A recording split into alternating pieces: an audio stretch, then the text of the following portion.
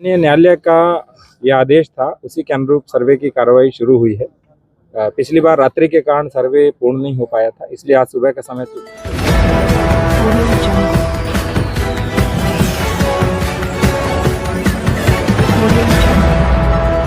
बिना दूसरे पक्ष को तलब किए ही शाही जामा मस्जिद का कोर्ट द्वारा सर्वे कराने से हुई हिंसा, उसका जिम्मेदार कौन?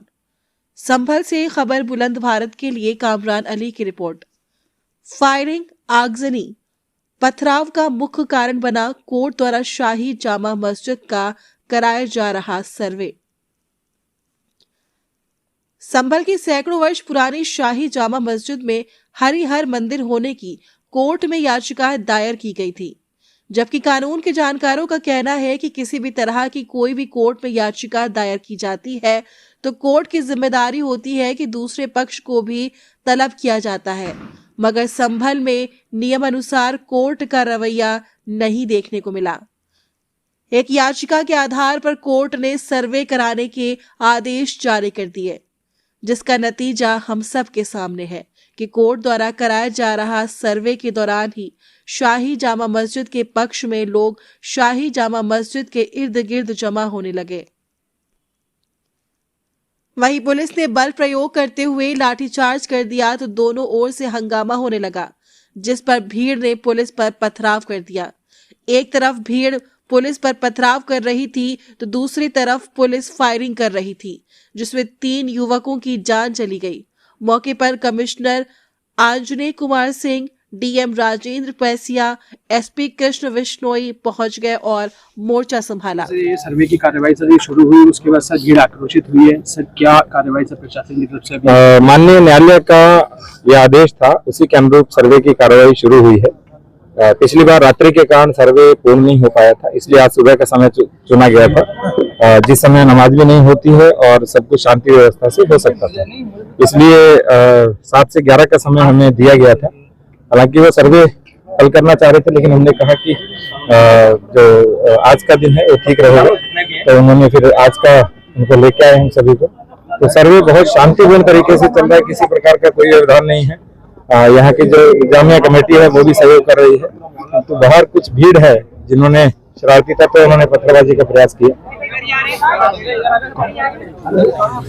देखिए आज संभल में आज संभल में सुबह 7 बजे से लेकर 11 बजे तक जामा मस्जिद स्ट्रक्चर उसका सर्वे होना था कोर्ट के आदेश पर। कोर्ट ने आदेश पर जो सर्वे की टीम है वो यहाँ आई भी थी एडवोकेट कमिश्नर के साथ, और उनके साथ पर्याप्त सुरक्षा बल भी था।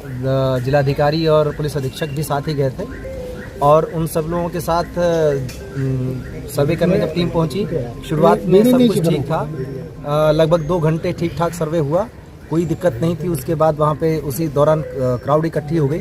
शुरुआत में वो लोग कुछ नारे वारे लगाने लगे, उसके बाद थोड़ी देर बाद वहाँ पे पथराव शुरू हो गया। पुलिस ने उन लोगों को दूर किया, हालांकि वो मस्जिद परिसर तक नहीं जाने पाए थे। पुलिस ने उनको दूर किया, और उसके बाद जब सर्वे कंप्लीट हुआ 11 बजे के थोड़ा सा बाद जब टीम निकली सर्वे करने के बाद, तो उसके बाद उन्होंने खूब पथराव करना शुरू कर दिया। 2-3 तरफ से ग्रुप थे, एक जो सामने से था, एक दाएं तरफ से, एक बाईं तरफ से, वो लगातार पथराव कर रहे थे। पुलिस ने उसके लिए बल प्रयोग किया ताकि सुरक्षित रूप से टीम को निकाला जा सके, जो सर्वे की टीम है, और आंसू गैस के गोले भी छोड़े। जो प्लास्टिक बुलेट है उसका भी इस्तेमाल किया। इस बीच में उन लोगों ने दूसरी जगह पे उनका जो ग्रुप था उसने गाड़ियां जलाना शुरू कर दिया। 3-4 गाड़ियां भी वहां पे जलाई गई, कुछ एक बाइकें भी जलाई गई हैं। उन लोगों को हटाने के लिए भी पुलिस ने फोर्स का इस्तेमाल किया। इस बीच में 2 ग्रुप आमने सामने थे, तो 3 ग्रुप बल्कि वहाँ पे थे 3 तरफ से। उसी बीच में गोली चली। गोली कौन से ग्रुप ने किस पे चलाई, कैसे हुआ, लेकिन उस बीच में जो गोली चली उसमें हमारे पुलिस अधीक्षक हैं, उनके पीआरओ के पैर में गोली लगी। एक डिप्टी कलेक्टर का पैर फ्रैक्चर हो गया उसी हंगामे में। एक सीओ साहब के भी छर्रे लगे हैं, और करीब 15-20 जवान घायल हो गए हैं। एक कांस्टेबल के सिर में गंभीर चोट आई है। और इस गोलीबारी में जहां तक अभी तक कंफर्म हुआ उसके हिसाब से 3 लोगों की मृत्यु भी हुई है। उन 3 लोगों के नाम हैं नईम जो कोट करवी से हैं, बिलाल जो सराय तरीन से है, और नुमान जो हयात नगर सराय तरीन से है।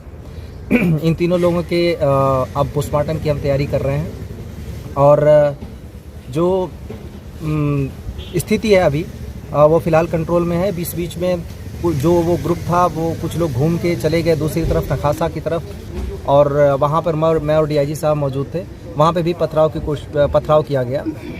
हम लोगों ने उस भीड़ को खदेड़ा। बाद में SP और DM साहब भी आ गए थे। उस पथराव घटना में हमारी कोशिश रही कि उनमें से कुछ को पकड़ा जाए, और पकड़ा भी गया। उनमें 2 महिलाएं भी पकड़ी गई जो छत पर से पथराव कर रही थीं, और काफ़ी कुछ 5-6 लड़के भी पकड़े गए। अभी तक कुल मिला के जो अभी तक संख्या 15 लोगों के करीब डिटेन किया गया है। उन लोगों से पूछताछ चल रही है। ये निश्चित रूप से एक उकसावे के अंदर की कार्रवाई है, जिसमें जानें भी गई हैं। ये सारे लोग नई उम्र के लड़के या तो थे या फिर महिलाएं थीं। ये सारे लोग किसी न किसी उकसावे में आकर कर रहे थे, क्योंकि जो सर्वे का काम है वो कोर्ट के आदेश से पहली बात तो हो रहा है। दूसरी बात यह है कि सर्वे का काम पीसफुली चल रहा था, अभी तक कोई भी दिक्कत नहीं आई थी।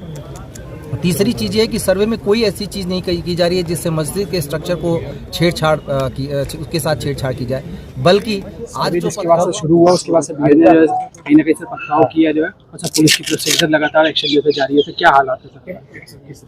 जनपद संभल के थाना कोतवाली संभल क्षेत्र में एक जामा मस्जिद है।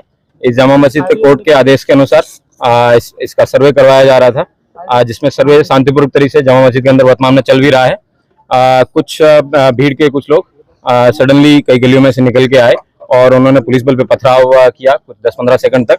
उसके बाद में पुलिस ने उसका हल्का बल प्रयोग किया है, लाठीचार्ज किया है और वापस लोगों को उनके गंतव्य स्थान पर खदेड़ दिया है। सबको बताया गया है कि धारा 163 जो कि पहले पूर्व में 144 के रूप में जानी जाती थी वो लगाई गई है। कोई भी व्यक्ति कानून को अपने हाथ में लेगा उसके खिलाफ कठोर से कठोर कार्रवाई की जाएगी, और जिन लोगों को मुचलके में पाबंद किया गया था उन लोगों के खिलाफ भी कार्रवाई की जाएगी।